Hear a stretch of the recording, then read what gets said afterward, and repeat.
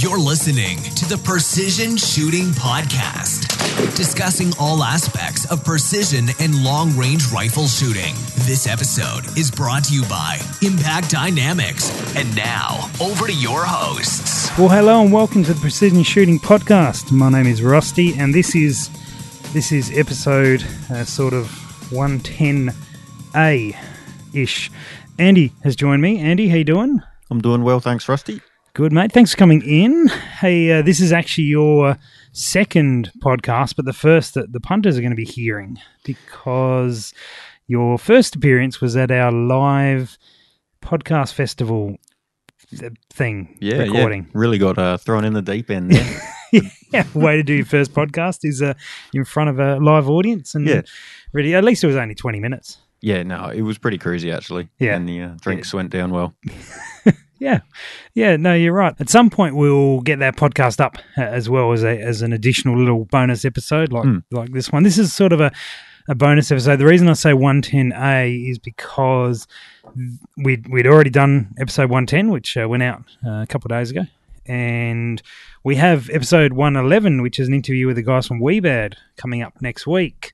But we wanted to put this in there because we have a big event happening this weekend, which is the first PRS for 2019. Yep, Mildura. Yeah, and you are shooting it. Yes, thought I'd jump in there. Yeah, so this will be your first PRS. Yes, yeah, it is. Looking pretty pumped for it. Yep. Actually. Yeah. We won't get onto those details. I'm sure we will have some podcasts explaining your background and doing all that sort of gear, because you are one of the new hosts for people who weren't watching that live stream. I don't know whether to say congratulations or I'm sorry to hear it, but one way or the other, you're going to be kicking around. So this podcast is going to be talking about the equipment from 2018 series. Now, did you follow the series a bit? You sort of kept up with bits and pieces? Yeah. I looked at a few things on Facebook there, the constant posting and a few of the videos you put up, and it was pretty cool to watch. Tracked it a little bit, yeah. So over the course of the year, for 4 of the 5 matches, we kept the data of everybody's, what they used in terms of equipment and calibers and all this sort of gear. And so we now have all that equipment data tabulated and literally in front of us. So this will go up on one of the sites, maybe the PRS website, maybe Impact Dynamics, maybe somewhere unrelated. We'll let you know, but it'll be up there so you guys can have a look at it. In the meantime, we're going to go through it and sort of take some thoughts on it. Now, just to explain how this was recorded. So over the course of the year, there was about 80 something shooters. I don't have that data. I should look that data up. But anyway, let's say approximately 80 shooters, and this is all based on percentage, so it doesn't particularly matter how many there were. But what it worked on was whatever their most recent equipment setup was. So if they started the year with a Ruger, for example, it won't actually show that because they finished the year with a Defiance. So it'll continue to be their latest version. So if guys started the year off with something that's not actually appearing in the results, that's why. It was effectively where people finished up with. So some guys, of course, only shot the first match, and that was it. So that's the capture from their point of view. And the other, some guys shot every match and changed guns every match. Scotty. Anyway, not naming names. And the other thing, just to clarify, so to give some parameters around the data, this data was not collected at the Darwin event. That was a club run event. So this data was not collected at that particular event. So there'll obviously be a number of guys who shot that event. Maybe that was their one-off and that wasn't represented here. So of the remaining 4, including the finale, this is where all that data comes from. Anyway, to give it a rundown. So I guess we'll probably kick off with caliber and cartridge. Probably the ones to start with. So I've got caliber up in front of us, mate, and we have a huge showing there for 6.5mm, which is not surprising. What are you running, by the way? Yeah, I'm running a Teak Attack in 6.5. Okay, so, there we go. So it's not uncommon. I'm running a 260, so in terms of caliber, 6.5, the same thing. That is over 60% of the field we're running that. And we also have the breakdown of the top 20. So yeah, probably similar breakdown of the field. 15% of that was from the top 20. So again, sort of imbalance there. The next one down is 6 mil. Yep, 6 mil. It's probably really starting to take off this year, you reckon? Yeah, we certainly will get into that in a moment because I reckon you're spot on, man. Spot on. It's just under 20%. 30 cal comes in, still making an appearance, a bit over 10%. And then we've got a little bit of a showing from the 224 caliber and also the 7 mil. Talking probably one shooter in the 7 mil and probably 3 or 4 shooters in the 224s. Let's break that down to cartridge because that means a little bit more because everyone's always got their favourite cartridge. So unsurprisingly, what's on the top there, Andy? Yep, 6.5 Creedmoor. Yep, that's no big surprise. But what is coming second that may be a little bit more surprising? Yeah, I wasn't expecting 308. I guess it's true, reliable. So there's a lot of options out there, and everyone knows its capabilities already and affordability.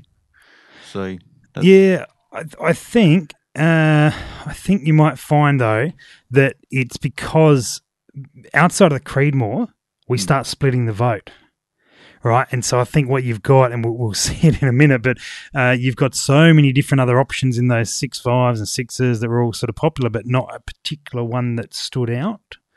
So you've got quite a spread because we're talking like the Creedmoor was sitting up about the 47% mark. So nearly half the field were running that, and then only probably about 12% was 308. So it drops dramatically down there. Sitting just below that, probably 11% is 260 REM. So really similar to the 6.5 Creedmoor. So smashing over half between those two. What year did the Creedmoor come out? Do you remember? It was about 3 years ago. Oh no, it's much older than that. Oh, is much it? older than Right. that. I want to say 2007, and I'm going to fact check myself because I suspect I've got that completely wrong. But that's because I know when I was looking at a precision rifle, I was looking at that and I thought, well, it's a pretty new cartridge, and I'm not sure. Back then it was quite expensive. Yeah, So there's two things to note. 2007. There you go. Every now and then I do it right. It's like he does this for a living. Only every now and then, though. Yeah, there's a difference, of course, when a caliber gets introduced and necessarily when it starts actually finding its feet and finding a market to it. I mean, so it's 12 years old. It's been around for quite a while, but. You're right. In the last probably 3 to 5 years, price of ammo has come down. The options for ammo have come down significant, and the gun range has picked up. Yeah, no, massively. definitely. So you're spot on with the observation side of things. Yeah, and then sort of after that, the 260, we got a little bit of a showing from the 6XC. Have you had much to do with those? No, I haven't actually. No, they're I guess a little more unusual, but a really good cartridge. So that's obviously a 6 mil improved somehow? So 6XC is based off the parent case of a 250 Savage, which effectively is like a 22-250. Oh, okay. Yep. Yeah, sort of in that range. So that's where the 22-250 comes from as well. So it's sort of like that, bumped to a 6 mil, probably something on these things I don't know about, changed on the shoulders and angles and all these sort of things. Just haven't looked into it enough. But yeah, anyway, that's 6XC. And then we sort of just have a presence from a bunch of other cartridges there. 243, of course, 223, 6.5 47, 6 mil Creedmoor. A 300 Win Mag, good on you, Brent. Keep up the work, mate. 6.5 55 Swedish, 6.5 by 47 Lapua. Now that's one I would have thought would have been sitting a lot higher. Yeah, a few more there. You would have thought. Yeah, and the 6 by 47 Lap is sort of like 2 people were running that as opposed to 1. You would have thought those cartridges would have had much more presence, but I guess... that was one I was looking at, comparing that to the Creedmoor. And then we've got the 6 Dasher, 6.5 Super LR, 6 PRX from Mick Stubborn, 6.5 Grendel, 7 mil Rem Mag, 243 AI, Super LR, or 6 Super LR. So you've got like a splattering of other cartridges. Good to see the variety in it. We're not all being dominated by, well, we're being dominated by one there, but I think this is going to change. I think this is going to change. Have you? What are your thoughts or your murmurings between people you've been speaking to? Yeah, what are your people on the ground saying, Andy? Well, I don't know if I get around that much, Rusty, but so this year, you reckon? I think there's going to be a huge more presence of 6 mil Creed. 6 mil Creed. Okay. Yep. Yeah. And obviously your 6.5 Creedmoor will still be up there kicking along. And maybe your 243s might pick up a little bit with the 6.5 Creed becoming popular as well. 243, you reckon? Yeah, okay. So I happen to know that there's a big foray into the 6BR world. Oh, okay. That a lot of guys have ventured down, and the reason for it is really good performance, and they do perform well. I mean, they're originally a bench rest cartridge, and that's what they're designed for, and so they shoot exceptionally well, and their recoil is very minimal, and so you end up with a sort of. And the more you look into it, the more PRS is all about recoil management. And so, no surprises that the 6BRs will probably see more of a showing in 12 months' time. As we sit here, I think that the Creedmoor, the 6.5 Creedmoor, will still be the dominant cartridge. Yeah, I think with all the manufacturers pumping out Creedmoors, the 6.5 Creedmoors now, there's a lot of variety.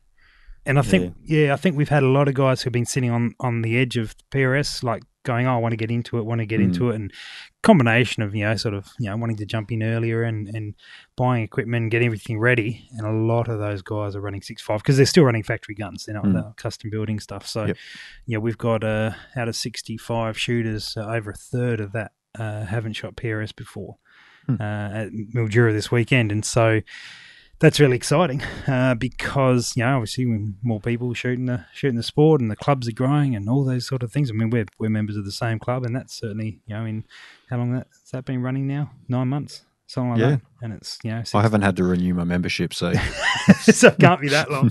So and that's been that's grown up to about 60 odd members now. So it's certainly pumping through. Any other standouts from this list? I think we will see the 308s die off like they have in the US. I think you'll still get a few guys who come through. What's different over there, particularly on the data collection they get like this, is that they only look at guys in open category. All right. Okay. And the guys who are shooting 308 are sitting in the tactical category. Yep. And so we don't have at present a tactical category. I think we'll probably see the 308s just nudge along slightly from the guys who have a 308 and shoot a match because of it. Yeah, I think for me, I'm aiming for production class, definitely the 6.5 Creedmoor. Yeah. And I think a lot of other people in production would probably be looking the same. I think that the thing is that this is data across everyone in the match as opposed to in the US where they go basically the top 10%. Of all the members, this is 100% of all those who got out to matches. So it does give you guys who are just getting started, and it still captures their data. So keeping that in mind. I guess if you do go to 6.5 Creedmoor and you run out of ammo, there'll be a lot of other people out there. 45% of the other people there may be able to lend you a round, depending whether they've full length sized or not.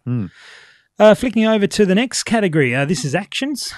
So right. What are you running for this weekend? Well, I'm good to see those results. I'm still running a Tika. Okay, good. Well, we have nearly 30% of the field agreeing with you, running Tikas as well, including quite a few of the top 10, actually, which is always good, interesting to see. Sorry, top 20. The factory Sleeky Bolt. You might be right. I mean, it's good action to base off. Ticking behind that is Defiance. And that's probably the most presence in the top 20. Well, it definitely is, looking at this data there, and that's sitting just on about 10%. And then again, we get a fair mix between a whole stack of other options. Some notable ones. Accuracy International has a fair presence there. Ruger, Hauer, all sitting about the same there. Actually surprised to see a Savage down there in one of the top. Oh, you've gone all the way down there. Yeah, I wasn't expecting that one. That's all right. So, after Howell, we get a couple from Surgeon, Bighorn, Remington still floating around, Bagara, a couple of guys running Bagaras, Seiko. I know there's a dirty M10 floating around. Sounds big M10. It's good to see. Desert Tech. We must have seen a couple of them. It looks like 2 or 3 of those. Lithgow have been there. No doubt they would have been. That's sort of like a disappointing figure to have there that you would have thought, had everything gone well for them last year, Lithgow would have, their numbers would have been right up on that. Yeah. I think did the barrel scare replacement thing might have. What it did is it chewed up their ability to produce the next wave of guns. And so their 105, which would have been, I think, a lot of guys who sit in that Ruger, probably even some of the Ticker, and a number of other sort of categories there, would have gone the Lithgow, but didn't because they couldn't get their hands on it. So Lithgow have got a showing, but not huge. It looks like we doubled up. We've got a skewed number there, so I'm just going to have to correct that. But Ruger actually would be sitting third. We've got Ruger twice. Must have been written there incorrectly somehow. So Ruger actually present twice, so they are third overall in the list. Then AI, Howard. Keep them going down. Lithgow, Moslingfield, Stella, Ash, Savage, Curtis Custom, and Menil as well. You can see some Australian representative there. Any thoughts on the action side of things? Not unexpected, is it? No, nothing jumping out too much. Defiant sort of up the top there, and they've got really good representation here through Huntsman, and so I think that's probably one of the big things. And obviously AI have good representation here through particularly through Delta Tactical. And so I think that because of that, they're the custom stuff that people generally will build on because they're well supported here. Whereas Curtis and a couple others perhaps don't get quite as much recognition because they're not as well known. We can break that down by model. A couple of the top ones, the T3X is right at the top, even more than TAC A1. TAC A1 sitting third behind the Ruger precision rifle. TAC A1 is actually sitting on par with the 1500 from Howard and the Defiant Stevian. So I'm running the TAC A1. Okay. I mean, it doesn't surprise me. I think the T3X... It's price. The price and being able to just swap the chassis over to maybe more something suited to yourself. Yeah, for sure. I couldn't be bothered choosing a chassis, so I thought I'd get one with it. Barrel manufacturer up to next. Again, no significant surprise here because we're dealing still with a lot of factory guns, and I think that's one of the differences here. So the Ticker barrel is the number one on there, but the first custom barrel we see is Bartline, or however people say it. How do you say that word? Make it good. Bartline. That's boring. I don't know. Okay, good. Madco and Swan, and the next sort of customs after that, Krieger as well, and then AI sitting there as well. So a little bit of everything. The ones that people are always interested in are the carbon fibre. Don't actually have the data on whether they're carbon fibre or not, but the Proof and the Hardy barrels are down. They're present. Let's say they're present, but a lot of guys don't seem to favour the carbon barrels in PRS. I guess weight is probably a factor. Yeah, I guess the whole idea of them is trying to be light, but then you're raising your recoil and your... That's right. That's right. So, speaking of recoil, let's have a little look at muzzle brakes while we're talking barrels. So, here's an interesting point. 27% don't have any muzzle brakes. That's surprising. Well, there is the rule in production that you can't actually do... you can't thread something that isn't already threaded. Yep. That's part of the limitations in production. That's certainly a reason why, but no surprise. Straight after that, in terms of top muzzle brakes, you're looking at APA and Terminator, which is to be expected, really. Good to see Nick's getting a few of his brakes out there too. Yeah, so behind that, the Ticker, which would be all the ones that are sitting on the TAC A1s, and then Then the Badger brakes are in line with the Ruger brakes, with the AI brakes, and the Ignition custom brakes as well. So, and then we go through a whole stack of other ones: Heathen, Trent Tech, Benchmark, Rodale, HSS, Homemade, PWS, YHM. I don't know what that is. Precision Armaments, TSE, Cadex, Area 419. I would have thought that would be higher, but we'll see what happens over the next 12 months. And Janzo. Yeah. So Yep. Is eBay on there? I got mine off eBay. Oh, don't say that. Oh, that's disappointing. All right, eBay is not on there, but you know what? It could be. It'll be on there this year when you pre-register tomorrow, awesome, or Friday. Put on eBay. It's actually more homemade because I did some modifications. You're gunsmithing. You're trying to stay in production. Oh dear. All right, stock manufacturer. Let's tick on to this one here. What stock are you running? Oh, you already said that, didn't you? Yeah, the TAC. TAC A1. All right. So, no surprises. Ticker is top as well. But no one in the top 20 was running a ticker chassis stock. It doesn't split this out. Challenge accepted. Good, I like it. And so, in the behind that, probably again, no big surprise, Manners. About half of the Manners used were run by the top 20 guys, and certainly the biggest showing by any of the top 20 guys were in Manners. Next one down was KRG. So KRG was the top chassis, basically, again represented by quite a few of the top 20s, and very close to behind the Manners. Ruger, which, given all the Ruger RPRs floating around, again, no one in the top 20 running those, but they represented about 10% of the field. Accuracy International, sort of similar deal. I don't have the breakdown on how many of those were bolted in with AIs versus just the chassis. Probably can work that out, actually, but I'm not going to today. And then online with the AIs, the Masterpiece Arms, which, to be fair, are probably only a couple of pieces behind the KRGs in presence. But I did show that to Phil over in the US and told him that, better get on it if you want to be number one. Yeah, I've seen a few more Masterpiece Arms chassis this year. People bringing them out. Yeah, floating around. Yeah, absolutely. They're certainly hard to beat. But that new KRG one, the Gen 6 in the Whiskey 3 is really impressive. Probably the other thing to consider, though, that KRG probably includes Bravos as well. There's probably a little bit varied range within that. We do have all that reported on the next slide. Yep. Do you think MDT will start picking up here with the whole weight system? They will. Yeah. I think it's ACC, but it could be AAC. I'm never good with that.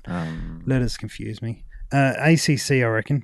Anyway, whatever that chassis is called, it's really good. It's accuracy competition something. Chassis, maybe? Chassis, yeah, that's the one. Let's just call it that from now on, yeah, whether it is or not. So, I think that chassis will certainly come into play, and hopefully we get good supply of it over here, but I personally think it's on deck with the KRGs and the MPAs, or it's certainly within. It's a considerable option, well and truly. Considerably heavy, too. Can be, doesn't have to be. I'm just thinking if you're running like a 6 mil something and that fully weighted, just be like shooting a 22. It would be until you have to stand with it. Yeah. Anyway, some new who knows? drills coming up. No, I didn't say that. Just in general, match directors always like to challenge what people don't necessarily love doing. So you might see things like that in the future, perhaps one day. Perhaps. Anyway, the also in line with the MDTs, the Bagara stocks, the Desert Techs, of course, they're all sort of factory stuff. Good to see the Precision Rifle Products chassis there. That's locally made here in Adelaide. So good to see a couple of them float around. Seiko, again, factory stuff. Macmillan had a bit of a presence, but nearly all of the Macmillans were used by top 20 guys. So that's good, interesting. Another locally made one, Bolly, which make the really light stocks, were present in a couple of guns. How XLR had a little bit of a showing. Again, half the users were top 20. Remington Wombat Ordnance 1 for Foundation, which is, well, considering they haven't really had a an ability to buy them here. That's no surprise that it's only one, and that was Ash who ended up taking the series out. So no surprises to see them perhaps grow a little bit. They're a real good chassis, and there will be a podcast coming out with them. Probably the next, anyway, in a few podcasts, we would have had a chat with John Kyle, and he'll be on there, so that's good. Jay Allen and Lithgow, of course, there as well. Breaking down my models, there's so many lines there, so many different models. We won't spend too much time on that, but number one in terms of models was the comp chassis from MPA was equal with the RPR. So, in terms of this, what we thought with the KRGs, it's probably split across a number of different models. The TAC A1 was the most popular individual stock from Ticker, with the Ticker varmints being close behind that. A couple of different AIs in there, T4A, some Manners be the number one, and then you've got odds of everything. There was one Habu, which was Danny's, one M10, one Bullpup. All sorts of stuff in there. Right, what do we got next? Triggers? Do you want to do triggers next? Yep, let's do it. Touchy subject. Ooh. We're going to get along just fine, Andy. We're going to get along just fine. So what trigger are you running? Are you running your factory ticker, or have you pimped? Oh, no, you can't pimp it out if you want to stay in production, can you? No, factory trigger. Okay. I've wound that screw out as far as it will go. It will physically go. Cool. So tickers, again, in line with the factory stuff. But getting on to the custom stuff, Jewel was the number one. Right. Which I thought Timney was still pretty popular here.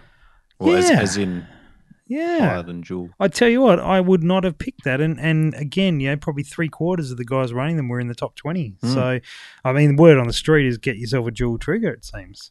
But they can be pretty sensitive and are more inclined not to fail, but to get dirty and have issues. From what I'm told, I've never run one. So that's purely based on hearsay. So you want to try and get the grit out of it, keep it out. Yeah. I mean, you want to do that with every trigger. No trigger really loves grit. Mine does. Apart from Brugger triggers, probably. But, and then, so Timney with the next custom one behind that. And then Trigger Tech. Trigger Tech is currently dominating the US. We will see how it goes here. Again, now picked up by some good importers. So we will see what their representation's like. Everything else is pretty much factory until we get down to the Bix and Andy. One of those. You probably should run one of those. It says Andy in it, so I figured you must like that. Yep. And then the other one there is Huber Concepts, only one of those. But again, the Huber Concepts were number one. Hey, I'm just noticing that Savage. Someone was shooting Savage in the top 20. Yeah. Did that come up on your previous screen? Don't know. As they wouldn't have pulled a Savage trigger out and put it in something else. Yeah, no. Whoever's running the Savage is in the top 20. Well done. Yeah, good stuff. What shall we move on to next? Let's have a little look at scopes, optics. All right. Well, not a huge surprise here. Give us the results there, Andy. Yeah, Night Force is taking the lead at roughly 34% of the crowd. With again, third of them being in the top 20. Yeah, yep. And the Vortex is not far behind that. That's right. Interesting to note, we haven't looked at a lot of the data from the prior year, but I do know, obviously because it was sponsored by Vortex, there were 2 Vortexes in the first PRS series, the first PRS match. Yep. Only 2 out of 50 competitors. Would have jumped up pretty quick. They have gone up a significant amount over that time. Yep. That Razor, I just saw them everywhere I went. Yeah. Everyone had them. Yep. They certainly did become very popular. In third, Bushnell, one in the top 20 doing that. Next in is the Burris. I reckon that's probably because they make a good option around that sort of cheaper that $2,000 mark. And then Carles as well. Looks like 2 guys using Carles, and I certainly know one of them is Zilmi, who won one. That's what got him booted out of production. Yeah, right. Actually, well, that's a little harsh saying it like that, but anyway, he won a Carlos and then moved up to open and is using that. He's in the top 20 for sure. So that's him, some Schmitz, Athlon, Steiner, March, Trigicon, Zeiss, Leopold, Delta, Minox. Minox in the top 20 as well. Now, Athlon, are they growing pretty large in the States? I don't know. Do you know, like they seem to have like whirlwind up real quick and then just... It's either that or their marketing team's doing pretty well. Yeah, okay. They seem to go quiet again pretty quick. I don't know. Maybe I just don't pay attention to Facebook as much these days. Yeah, that's it. It's popping up all over my okay, feeds. you're still seeing a fair bit of it? Yeah. Okay. It's probably me. One thing on that though, there's a fair breakdown of the actual models, which we don't have here, but it'll be up on the website as well. Oh, what else are we going to look at there? Let's have a look at bipods. What bipod are you running, mate? I've got Atlas. Okay. One of the earlier ones where the legs swivel. Yep. When you... Yeah, the cheaper one. Yeah, you just... Oh, come just on. cheaper. Still like $500. Yep. I cried. I cried. Yeah, well, only once, though. Only once. Well, you seem to have sided with the masses, mate. Atlas is number 1 in the options, so you've done well there. Harris coming in second, and not too far behind the Atlas, but that's not surprising to see. And then the rest is sort of split, and we've got the AI bipods. I can't say I would recognise one off the top of my head. But anyway, you got the AI bipods. The other one there is the Accutac bipods, and then we got some Harris clones, and looks like one Versapod. So I'm glad some people were willing to admit they had clones of the Harris rather than I reckon there'd actuals. be some Atlas clones, but they're not. They're not willing They're to. not telling you. No, well, they can't because they wouldn't have finished a match with a clone. Right. That's it. Of course. Yeah, most of the clones are pretty average. But do you think those who is it? MDT have brought out there. That will probably the psych pods. Yeah, it'll be interesting to see how easy they are to get on hold of here. Yep. But I didn't use one extensively, but I did see a guy use one. They were impressive, really impressive. Yeah, a lot of adjustment there. I mean, for myself, I just try and keep it simple, stupid. If you've got the option of legs out, legs in, that's what you've got. But once you have too many options, it starts to get confusing. Yeah, I think it comes down again to people knowing their gear. Yep. Do you know, like people being able to know how their bipod works and how to utilize it really well, and that's most guys just go, you flick your legs out, flick your legs back in. That's how you use a bipod, which is probably safe and quite true. But as you get to know your bipod, you work out these little tricks, and that's what I think the psych pods will probably fit that criteria where guys want more from their gear but are willing to put the time in with it. Yep. And the Magpul have their one that's similar to Atlas, is it? I think it is. Similar to Atlas, I think would be very generous to the Magpul and not overly great for the Atlas. I haven't heard great reports about them. Yeah. Just because they're polymer. They're a polymer one, so probably, and I haven't played with one enough, but probably like a lighter weight but solid option. They'd probably tick that box really well, but I really don't think they've got on the Harris or the Atlas from what I have seen in the reports I've been given. But who knows? Hey, we missed something in scopes. We still did take details on whether guys are running MIL or MOA. Yep. And no surprises, I think. Well, unless you're surprised to see MOA still there. One guy in the top 20 was running MOA, and the other 19% of the field, 18% of the field,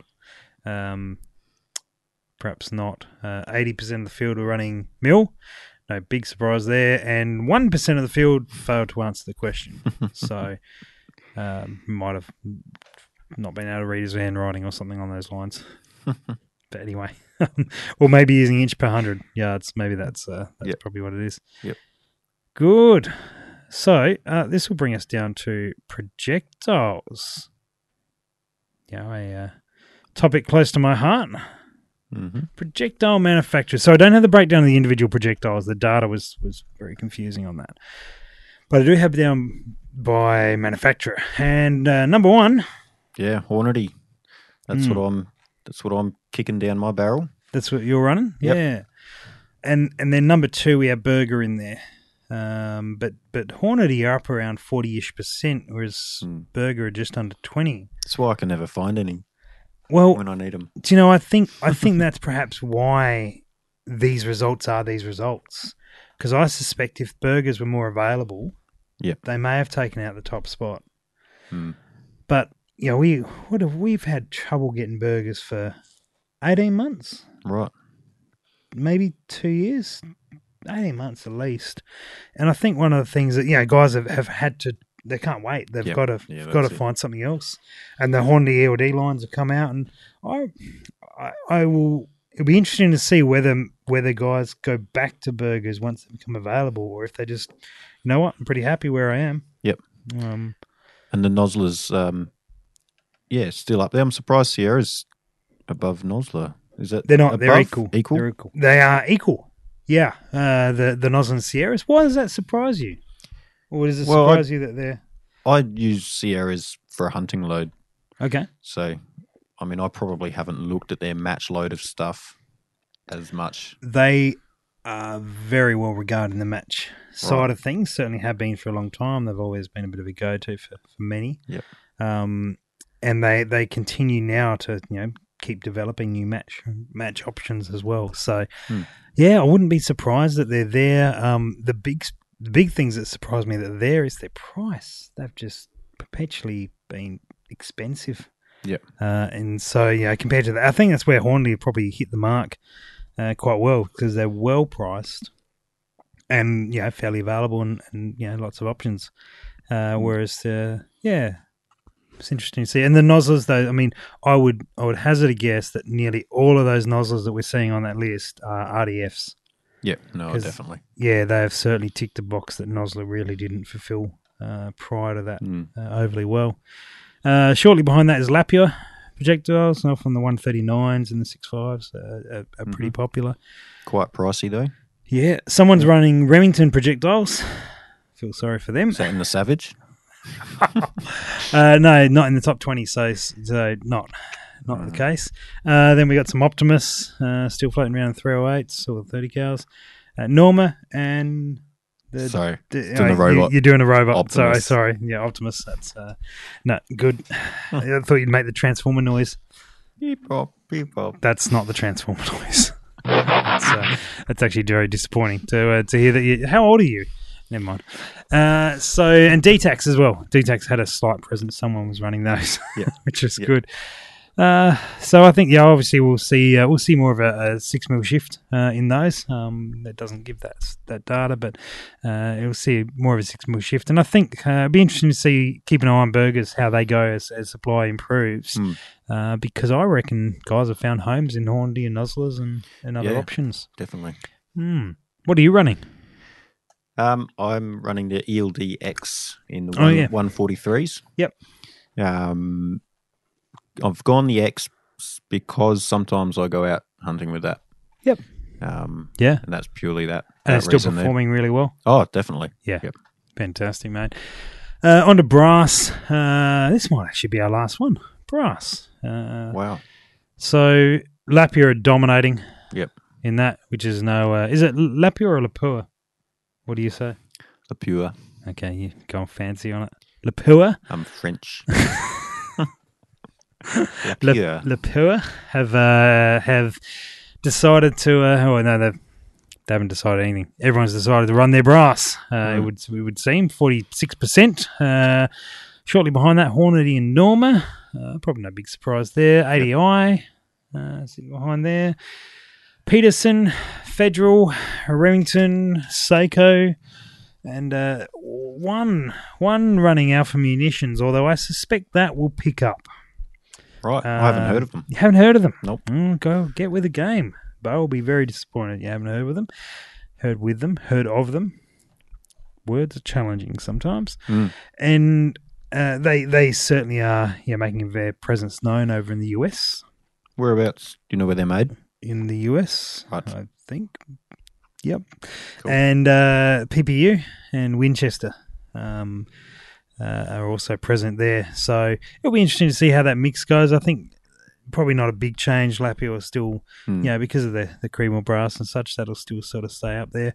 And they also make the BR brass, so I think with the shift to BRs that I'm expecting, they will stay present. But Alpha will probably pick up a little bit, that's my guess. Probably. Was Lapure the only ones that offered the small rifle primer? They weren't the only ones, but they were one of the first. Yeah.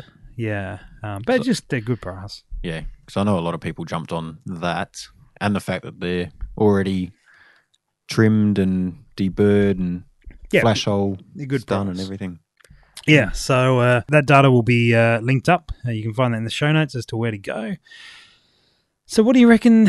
What do you reckon this year, mate? Any noticeable differences in that you're expecting? It's going to be your first PRS in a few days. What are you going to rock up and hope to see? Oh, I'm just going to try and take it in like a sponge. Just watch other guys, watch their positional... Steal all their ideas. Yep, make sure they go first. Just keep asking them, what would Mental you do note, here? Make Andy go first on every stage. Right. Practical error. Anyway. That's it. I'll be the what not to do. Stay in tuned. Nah, okay, cool. So just checking out. Yeah, just checking out what the other guys do, how they run, and maybe what their preparation is before each stage. Because I usually just watch other people. We're going to have to do a whole podcast, a whole episode. Once we're back into our normal cycle of episodes with our full crew, I think we will definitely have to do stage prep stuff. Yeah, I think one of the... Sounds boring. Probably one of the most significant parts of the match. Anyway. So, yeah, I'm pretty keen to see what bags, as in like positional bags and bits and pieces. I had data on that, and we've skipped past it. Let's go back and do bags. Bags. Now that you brought it up. Because I've got a couple other things. Anyway, I've got this completely wrong. So this is what happens when we're just chilling out and just talking rubbish. Bags. So the number one bag manufacturer was none. Hey, yeah, look, I'm not running a branded bag. Yeah. Actually, from Aussie Disposals. I just filled it with packing foam. Well, interesting enough, and look, this may be just people who didn't respond because homemade's its own option in there. But anyway, but top of the list for people who were running bags, low-vis gear. It's good to see some Australian representatives. Shortly behind that, both Armageddon Gear and Weebad.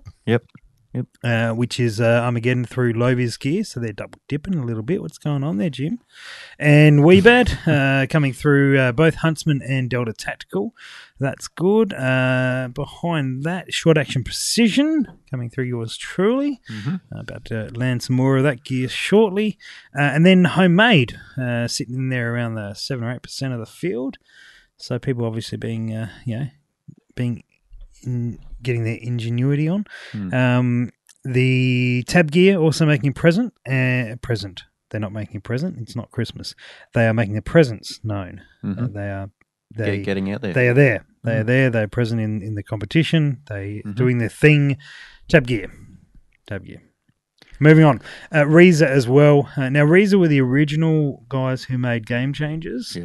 And they actually have gone out now, often under the brand of Armageddon Gear. So you could probably sort of throw that into Armageddon Gear in some ways. But obviously guys have decided to respond with, if their brand was an original Reza to mention that, which would actually kick that just over low-vis gear. But anyway, do with that what you will. That is the information. Did you have a breakdown of what style of bag it was? No, because a lot of guys were using multiple bags, so sort of went with what they preferenced first.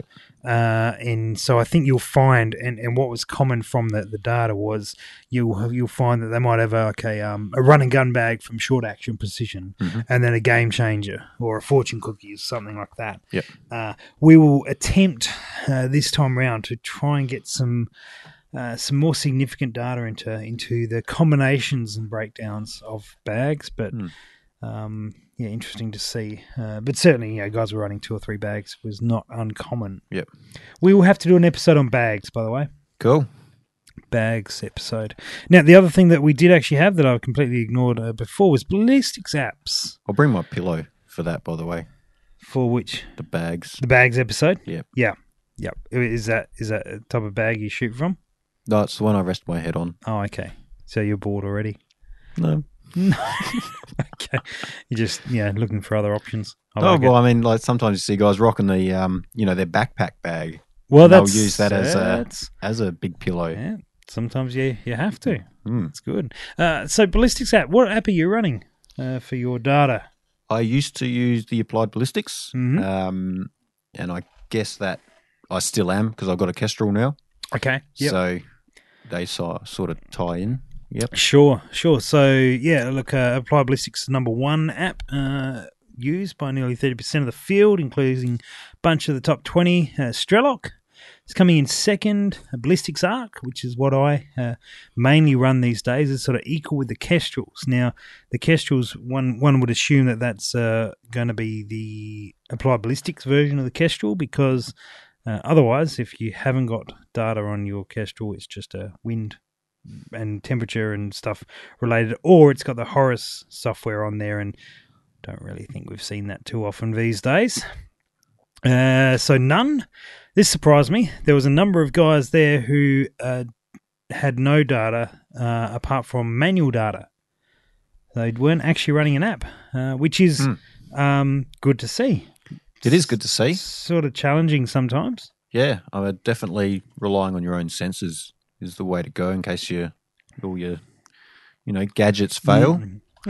But they were relying mostly on written data, which is good. I think a couple of guys maybe were just liking it. Yep. That's why there's no one in the top 20 doing no data. Yeah. Tracel still made a presence, Ballistics AE, Bushnell and Hornady as well, the branded apps. So that's not surprising. I would have thought Ballistics Arc would have been up a little bit higher. And no doubt the Kestrels will be ticking up as well. So because we are also announcing this week, and probably by the time this goes out, but if not, here it is. The Monado Meltdown presented by Kestrel as well is happening. That's the second event, and that's the one run by the club that you and I attend.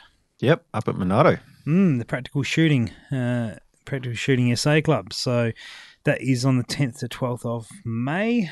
And we'll be looking pretty good. So that's match 2 of the PRS, the Vortex. Let me remember all the words I say. 2019 Vortex Precision Rifle Series points race championship thing. Anyway, the series is what we're talking about. That's the one. I think that's all the charts I have. I'm going to go look through them now, considering I missed a couple before. Muzzle brakes. What's that? Projectiles, scopes, stocks, triggers. We could just make up some data if you like. No. So I think that you will see the 6 BRs, as I said. I think we will see, inevitably, I think we'll see more custom-built guns. Yeah, I think that's the way this trends towards. Guys get into it with whatever they're using. We're seeing a whole stack of guys who are going through that process of jumped out of production and jumped into open this year. And so, generally they're doing that because they've built themselves the gun they wanted. Yeah, or the skills increase and they want another challenge. So. Yeah, but I think like hand in hand, they now don't have the restrictions on them of what they have to do in production, and so their skills have upped over the course of the year, and then they're jumping into open and have a fancy gun to suit. I do believe that's often been the case. So, yeah, that's pretty exciting. Pretty interesting to see which way that goes, which will be good. What are you looking forward to out of your first match, mate? Look, just the camaraderie of all the people. You can't even say the word correctly. What is it? Camaraderie? Yeah, that's better. Yeah. What did I say? Something else. Camaraderie. Yeah, pretty much. That was close. Yeah, look, just being around a good bunch of people. Yeah. And just, like I said, learning as much as I can, watching how other people run their stages. I think beers on the Saturday night, that'd be good fun. Why limit yourself? Why limit myself? Yeah, there's a Sunday night, there's a Friday night. Oh, unfortunately, yeah. There's Wednesday night, actually. Thursday night. Unfortunately, I'll be heading back on the Sunday night as well. Okay. And you'll be late on the Friday. Yes, work commitments. That's life. That's life. No, good on you. And you're right. Okay, so beers on the Saturday night. Yep. Yep. I'll be there. Wonderful. And so, I mean, give us a little rundown on what you are running. You're running your Tic Tac A1 in 6.5 Creedmoor with something on top. Yeah, not running the iron sights. Okay, good. Upgraded. Yeah, I've got a Bushnell XRS with the H59 reticle. Okay, cool. And I'm now contemplating upgrading. Not sure when. It's maybe why I have to go back to work. Right. But yeah, after looking through a few of other people's scopes, I've started to realise it's probably limiting what I can see downrange. Well, there's going to be a bunch of Burris and Steiners to play with at the match. Oh, right. So cool. You never know, mate. Some of those Steiners look pretty sweet. Yeah, I'll be looking through them for sure. Of course, the vortex. Yeah. Anyway, all sorts of options. Not that we're limited in scope options, as we saw from the list before, but that will be good to see. And one of the other things for those who are going to the match, or for those who are listening and live in Mildura, on the Friday, even if you're not competing, even if you're not going to the PRS, even if you're only coming for the coffee, that's another hint there. Coffee. Yeah. Anyway, so even if you're only coming for a look, between 1 and 4, you have the opportunity to shoot a stage with a Tic Tac A1 with a Burris 60 R2 on it. Are you going to have a go at that? You're quite a rimfire. I won't be getting there. Oh, you won't be. I'll be. If it all happens well, I'll be leaving work at lunchtime. But if not, I'll be up there late. Right. So. Well, then in that case, I'll tell everyone else who's listening, and not you, but so anyone who is there who signs into the range can have a shot on that and actually shoot at the stage, have a play with the gun, play with the scope. Which is wonderful. Thanks to Tika and to Burris for that. But the really exciting part is if you are an official stage officer for the weekend or you are a competitor for the weekend, your scores will be kept and your results tallied, and someone will be, as legally as they can, so to speak, walking away from the match with that particular rifle and that scope. And don't be too afraid, because obviously there's a difference between, picking up a brand new gun in 6.5 Creedmoor that's had 1,000 rounds down the barrel versus a 22 rimfire that's had 1,000 rounds down the barrel. That's really only just warming up. So I think that will be really exciting to see, and certainly I think everyone only gets one. Their first go on the rifle is the one that counts. Right. The guys might, Beretta guys might be real nice and let you have another go, but I'm sure the first one's the only one that counts. But even if you're only if you're in Mildura and you're going to be around that day, get out there, have a shoot, have a play with it. There's going to be some other guns to shoot. I think there's going to be a Seiko M10. There's going to be a Tic Tac A1, although you're pretty familiar with how they shoot. Yep. I like it. And there's a Victrix, I do believe, there, which is one of their real nice ones. Anyway, there's a whole stack of guns that are going to be there, which will be really good fun to have a shoot. So, not that you get a chance to, but everyone else can zero their gun and then go up and have a crack on one of those. And so, I think this is not really an announcement podcast for all the guys going, but this is certainly some of the data from last year, which will be up on the website probably just after Mildura actually happens, and in the week after, that's when the data will end up on the site, and this will hopefully keep you amused with some of the information so far, and hopefully convince you to pre-register correctly so we get the correct data for it. Anyway, I reckon that's about it, mate. Sounds good. Good luck on the weekend. Thank you very much. I know all the stages, and you'll need the luck. Oh dear. But no, it should be good fun, man. Good luck for all the guys who are particularly shooting their first one. The 20-something shooters who are having a crack for the first time. Good on you. Hope you enjoy it. And remember, I think, have you got, from your PRS competition experience, Andy, can you drop us with some information of what the best piece of advice you can come up with? All right. Well, you have shot quite a lot of competitions. Let's not beat around the bush. You have shot a lot of rimfire stuff. You've shot a number of centerfire stuff, club level stuff, but still. Yep. So, what have you found that the key? What's going to make the difference? Yeah, I reckon obviously listen to the brief and don't try and overcomplicate it. If it's not in the brief, then it's not really relevant. Nick, I'm looking at you, Nick. Yeah, definitely. Once he starts talking, everyone else gets confused, and then you're just lost. Yep. Yeah, pay attention to that. Make sure you've got your data written down, or you know it, or your holds, or your dial it, what you're dialing. Mm-hmm.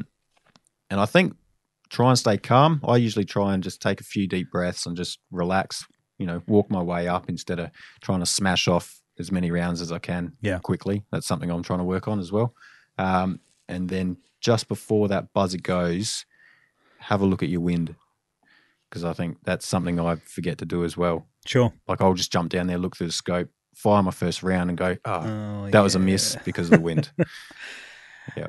Yeah, I think if I'm going to, again, from all my PRS match experience, I've seen plenty of guys shoot it. Let's put it that way. Yep. I've shot a few matches now. And the one thing that I see, particularly for new guys, is don't worry about the timer. Don't worry about what you actually have to do.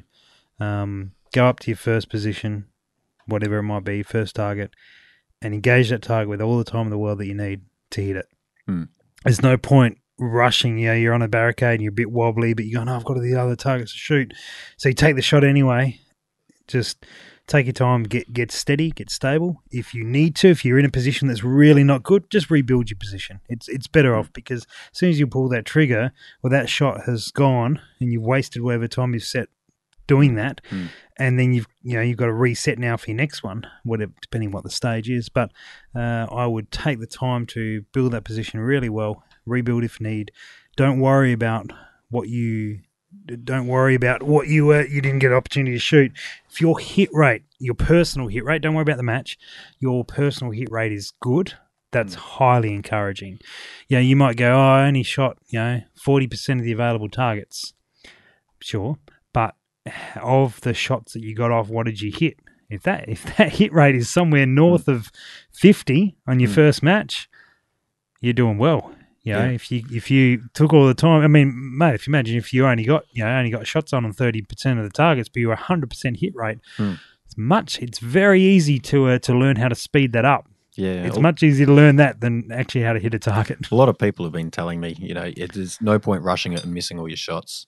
You can miss quick, but that's useless. Yeah, you don't get any points for missing quick. So that's it. Yeah, I think just guys who are shooting their first match, and perhaps a few of the guys who are, the few of the guys who've shot plenty of matches, this advice comes from you guys, and many of us still need to follow it, including those who often say it.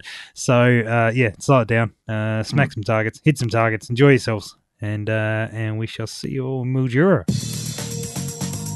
Thanks for listening to the Precision Shooting Podcast. To continue the discussion, check out our Facebook page. And for more information, head to our website, www.precisionshootingpodcast.com.au. This episode was brought to you by Impact Dynamics.